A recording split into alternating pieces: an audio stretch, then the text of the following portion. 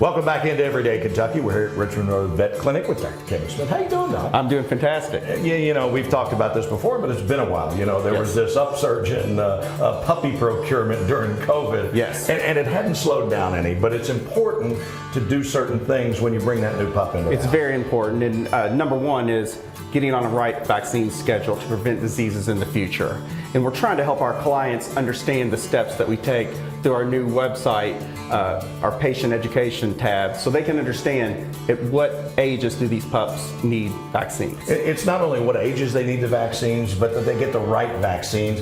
And it really is important to do things in order. It is. It's very important. We see parvo cases too often than I'd like, and we can easily prevent them with the vaccine. And also there's vaccines that a dog that's hunting or out in the woods needs versus, you know, your poodle that sits on mom's lap all day. No, you're right, you're right. So the first ones, I guess, are probably, well, just tell me about it. What's the first set of vaccines? Sure. Distemper parvo, that is number one. We want to prevent distemper, we want to prevent parvo. They're very widely still out in the community. Right, and they can have just devastating consequences. Absolutely. So then that comes at what period of time in a pup's life? We start at 6 weeks of age, Right. and we end about 15 to 16 weeks of age. And at 15, 16, we'll do our final parvo booster along with rabies vaccination. Okay, and then in the middle there, what is it that you do? That second. Boosters of distemper parvo. And then depending on their lifestyle, there's bordetella, which is kennel cough, Yes. influenza, and Lyme, all based on lifestyle of your dog. And once you get those initial vaccines, are those vaccines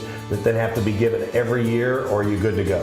We do them initially as puppies.